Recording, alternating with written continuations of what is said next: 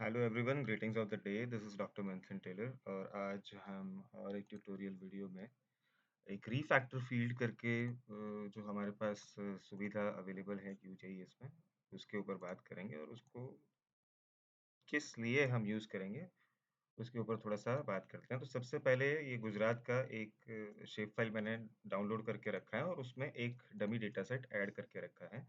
तो यहाँ पे सेंट्रल हॉस्पिटलाइज़ेशन फैसिलिटी या सेंट्रल हॉस्पिटल जो है वो फैसिलिटी प्रेज़ेंट या एब्सेंट है, ये गुजरात के डिस्ट्रिक्ट्स के अंदर ये येस नो इंडिकेट करते हैं प्रेज़ेंस या एब्सेंस और ये पब्लिक हेल्थ सेंटर्स हैं, जिसके नंबर्स हैं which are in 3 digit number 100 से 500 के बीच में ये वैल्यूज़ रेंज कर रही है। ठीक है, अभी हमें अगर इसको क्लासिफ़ाई करना है, एक ट्यूटोरियल वीडियो में हमने पहले ही बताया था कि किस तरीके से हम उसको क्लासिफ़ाई कर सकते हैं। तो उसके ऊपर पहले बात करते हैं और किस तरीके से उसको हम कैटेगराइज़ करेंगे या ग्रेजुएटेड क्लासिफ़िकेशन करेंगे, उसके ऊपर बात करते हैं। तो ये हमारा गुजरात का शेप फ़ाइल है और इससे पहले जो टेबल देखा था that was the attribute table.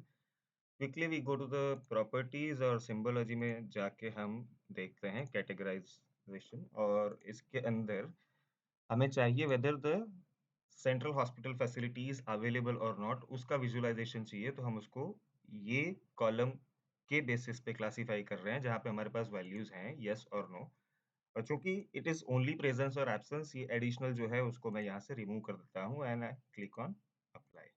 तो यहाँ पे I can see that there are certain districts of Gujarat where this facility is not available, which is indicated by no, and in certain cases it is available yes. ठीक है, अभी इसी file का हम attribute table open करके देख लेते हैं कि हमें इसका ग्रेजुएटेड क्लासिफिकेशन भी चाहिए कि भाई number of public health centre के हिसाब से मुझे किस तरीके से इसका वेटेज है अलग-अलग डिस्ट्रिक्ट में या अलग-अलग डिस्ट्रिक्ट में what is the concentration of such public health centre उसके ऊपर मुझे विजुअलाइज़ेशन चाहिए और उसका भी मुझे मैप भी क्रिएट करना है।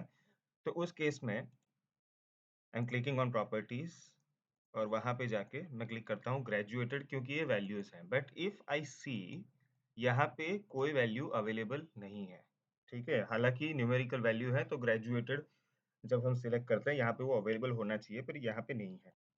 अब ये क्यों हुआ है उसके पीछे का एक रीज़न है। हम प्रॉपर्टीज़ में जाके इसको नो सिंबल या सिंगल सिंबल ठीक है, सिंगल सिंबल करके उसको अप्लाई कर देते हैं और अब हम चेक करते हैं उसका एट्रिब्यूट टेबल। अब एट्रिब्यूट टेबल में ये जो फ़ील्ड्स हैं उसके ऊपर अगर मैं अपना कर्सर रोल ओवर करता हूँ तो वो बताता है which type of data is available in this field.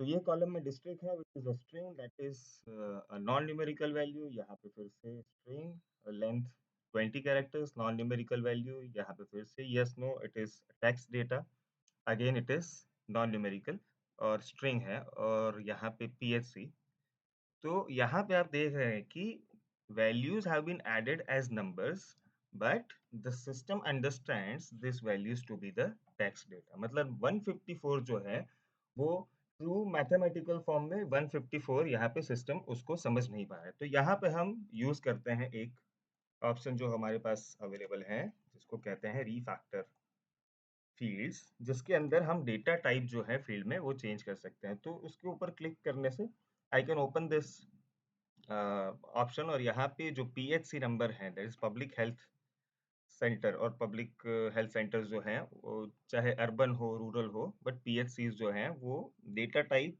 यहाँ पे स्ट्रिंग है और उसको मैं कर देता हूँ इंटीजर 64 बिट लेंथ ठीक है क्योंकि 3 डिजिट्स में ही मेरे नंबर्स हैं और उसके ज़्यादा है नहीं and I click on run once I completed हमारे पास एक और शेप फाइल यहाँ पे क्रिएट हो रही है और ये साइन आप जो देख रहे हो this means that it is a temporary layer ठीक है अगर आपको ये लेयर को सेव करना है तो जो जैसे पहले के वीडियोस में देखा है उसको एक्सपोर्ट करना होगा सेव फीचर एज करके अब रीफैक्टर जो है वो उसके एट्रीब्यूट टेबल में अगर जाके देखें और यहाँ पे रोल ओवर कर रहे हैं तो you can see that it is integer ठीक है और अब let us check whether we are able to make the graduated categorization यहाँ पे ड्रॉप डाउन मेन्यू में yes so now you get the PHCs as number क्योंकि now our system understands this numbers as true value in its mathematical sense और यहाँ पे मैंने equal interval में classify कर दिया है अब हो सकता है कि आपके पास आपके टिपिकल रिक्वायरमेंट्स हो कि क्लासेस जो है मुझे सो एंड सो चाहिए, तो यहाँ पे वैल्यूज है और ये लेजेंड्स है। तो वैल्यूज आई कैन मॉडिफाई, यहाँ पे लोअर वैल्यू उसको कर देते हैं 0,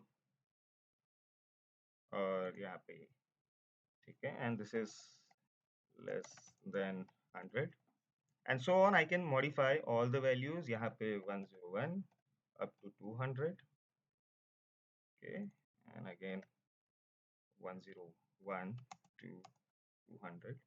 इस तरीके से सारे के सारे आप क्विकली मॉडिफाई करके अपने हिसाब से उसको क्लासिफाई कर सकते हैं। Be with me, I'll quickly do it।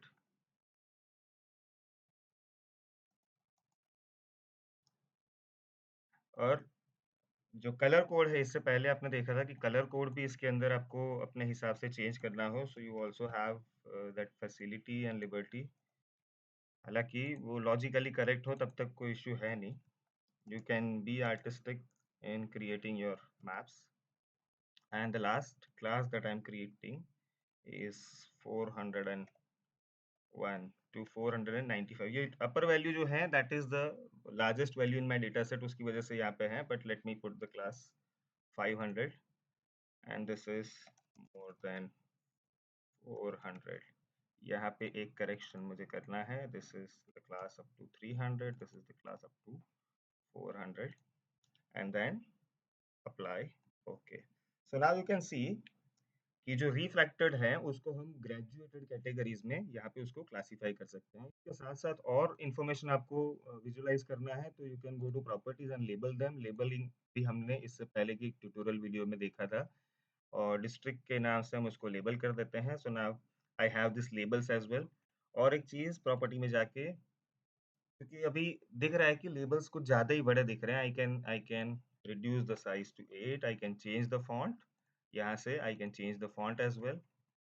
Cambria is one of my favorite। I would just do it, apply, and okay। So now you have this visualization। इसी तरीके से हम जो फील्ड्स हैं, जो डेटा फील्ड्स हैं, और उसमें अगर हमें डेटा टाइप चेंज करने हैं तो हम रीफैक्टर फील्ड करके जो ऑप्शन है उसको यूज करके यहाँ से कर सकते हैं। तो ये आपका जो कॉलम है, जो भी एट्रीब्यूट टेबल में जितने भी कॉलम्स है वो सारे के सारे यहाँ पे लिस्टेड होंगे। ये फील्ड नेम है, यहाँ पे टाइप आपको दिखाएगा, और लेंथ जो है उसको यहाँ पे आपको दिखाएगा।